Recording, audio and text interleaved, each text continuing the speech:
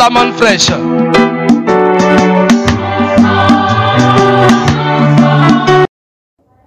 Bonsoir chers internautes, que Dieu bénisse abondamment.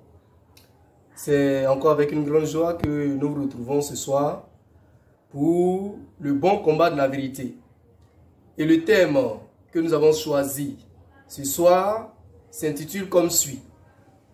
Comment Satan, qui est tombé du ciel comme un éclair, peut-il être encore une gloire? Je répète, comment Satan, le diable, qui est tombé du ciel comme un éclair, peut-il être encore une gloire? C'est à cette question que nous allons répondre ce soir pour notre édification et notre perfection. Nous entendons généralement dire, les chrétiens, que Satan est une gloire, c'est une autorité même. Et qu'on ne doit pas l'insulter. Mais la question que nous posons ce soir a sa raison d'être. Car Jésus a dit du diable, de Satan, qu'il a vu tomber du ciel comme un éclair. Et cette parole est vraie, est certaine. Nous croyons en cette parole. Alors nous posons la question. Comment quelqu'un qui est tombé du ciel comme un éclair peut être encore une gloire? Satan est tombé du ciel. Il est tombé avec fracas du ciel. Mais comment quelqu'un qui est tombé peut être encore une gloire? Que Dieu bénisse l'entendement de tout un chacun de nous. Nous allons prendre l'écriture. Nous prenons le livre de Luc, Luc 10, le verset 18. Bon, lisons le verset 17 et 18. Les 70 réveillent avec joie, disant, Seigneur, les démons même nous sont soumis en ton nom. Jésus leur dit, je voyais Satan tomber du ciel comme un éclair. Amen. Jésus dit qu'il voyait Satan tomber du ciel comme un éclair. Donc Satan est tombé du ciel. Mais quelqu'un qui est tombé, on nous dit encore qu'il a une autorité, il a une gloire, on doit le respecter, on ne doit pas l'injurier. Est-ce que ça là, c'est vrai? Nous ne croyons pas en ça. On ne croit pas qu'aujourd'hui, Satan ait encore une gloire, qu'il a encore une autorité. Non. Voici pourquoi nous nous disons que Satan, le diable, il n'est plus ni une autorité, ni une gloire. C'est vrai, il était une autorité, il était une gloire hier, mais aujourd'hui là, il n'est plus ni une autorité, ni une gloire. Voici pourquoi on arrive à le vider. On chasse les démons. Jésus a dit quoi? Ceux qui vont croire en son nom vont faire des miracles. Les miracles vont les accompagner. Et en son nom, ils vont chasser les démons. Ils vont faire des miracles. Les démons seront chassés. Donc si le chrétien, si le fils, si l'enfant de Dieu qui croit en Jésus-Christ arrive à chasser Satan, le diable, c'est qu'il n'a plus d'autorité. Et Dieu même dit de résister au diable. C'est parce qu'il n'est pas une autorité. C'est parce qu'il n'est pas une autorité. Car on a vu dans Romains 13 qu'on doit obéir aux autorités. On a vu dans Romains 13, Dieu dit d'obéir aux autorités, d'être soumis aux autorités. Mais quant au diable, il dit résister au diable. C'est parce que le diable n'est plus une autorité. Et c'est clair. Donc nous sommes désolés pour ces chrétiens qui pensent encore sur cette nouvelle alliance que le diable est une autorité, il a une gloire. cet évangile-là ne vient pas de Christ. Ce n'est pas inspiré de Dieu. Car Satan est tombé du ciel. Il est à terre même. Et jamais plus il ne pourra se relever. C'est fini. Il ne va plus pouvoir se relever. Car il est tombé une fois pour toutes. Donc que Dieu nous aide à comprendre les Écritures et sa puissance. Car beaucoup de chrétiens n'arrivent pas à comprendre les Écritures et la puissance de Dieu. Et c'est ce que Jésus a dit de son vivant lorsqu'il était encore sur terre.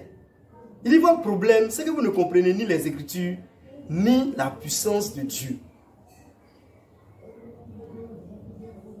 Donc que Dieu nous aide, qu'il nous envoie toujours son esprit de compréhension, l'onction pour comprendre les Écritures et sa puissance. Que Dieu vous bénisse abondamment. Nous allons encore lire une Écriture.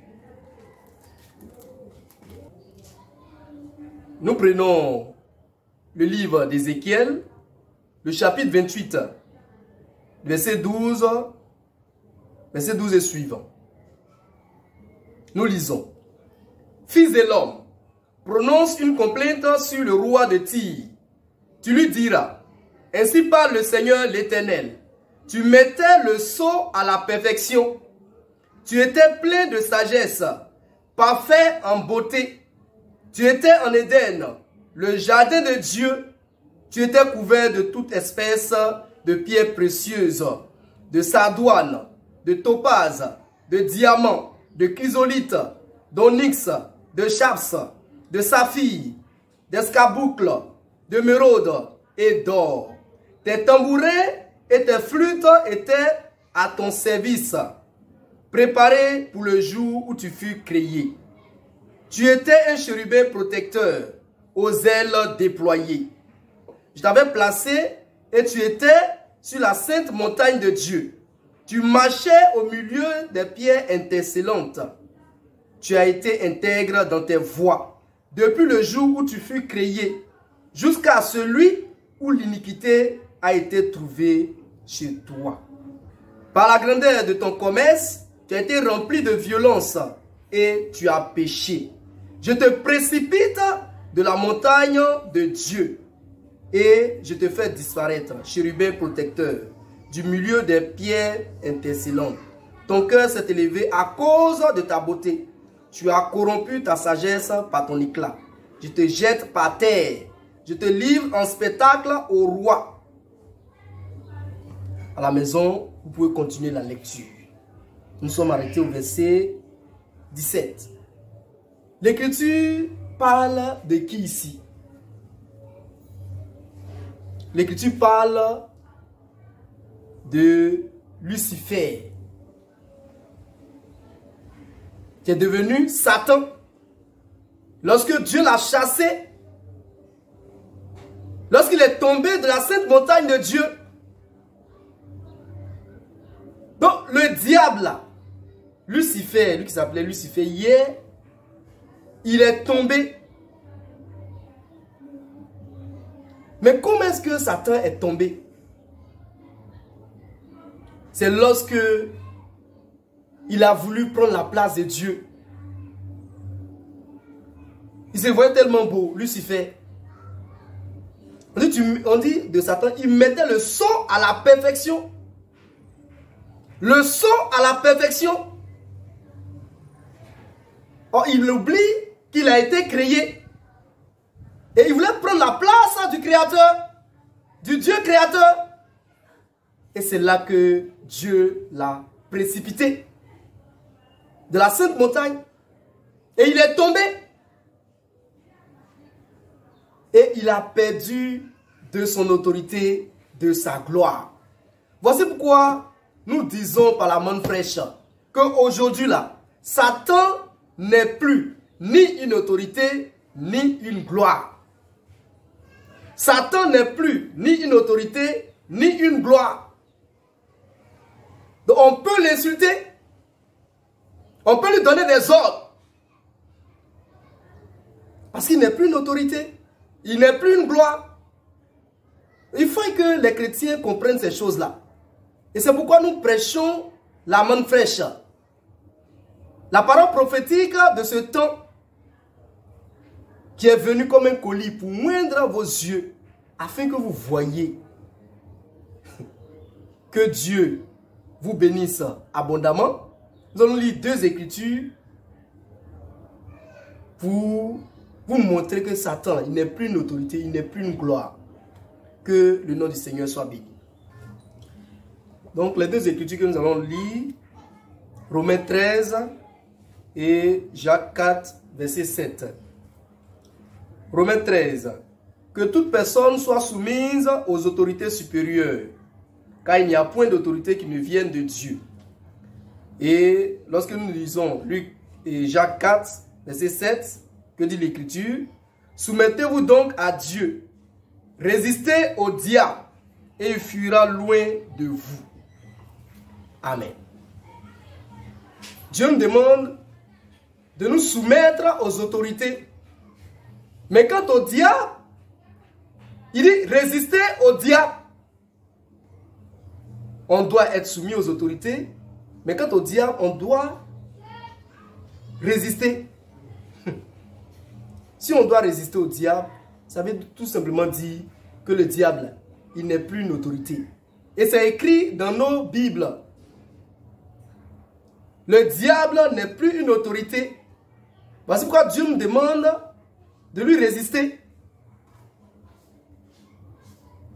Donc que Dieu nous aide à comprendre ces Écritures, nous aide à comprendre sa puissance. Le diable n'est plus ni une autorité, ni une gloire. Donc, partant de ce fait, on ne doit même plus lui accorder de l'importance. Aucun respect. Donc, comment Satan, qui est tombé du ciel comme un éclair, peut-il être encore une gloire? Ce n'est pas possible. Il ne peut plus être une gloire, car il est tombé pour toujours. Que Dieu bénisse abondamment. À très bientôt. Prenez soin de vous et que Dieu garde chacun de vous. C'est le pain de vie qui descend du ciel.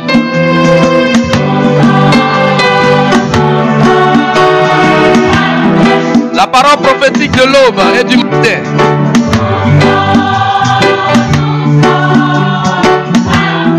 Pour la perfection des saints.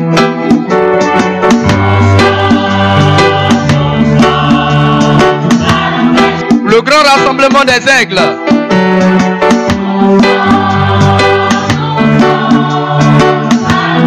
Autour du mystère du cadavre.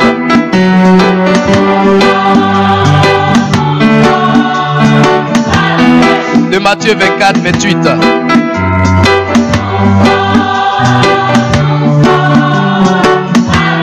Réjouis-toi et sois dans l'allégresse.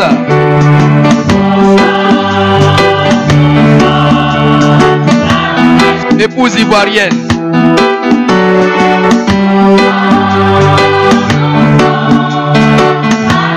Épouse de l'agneau qu'elle a comme immolé.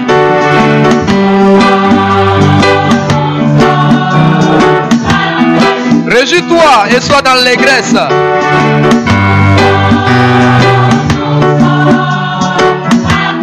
Épouse ivoirienne.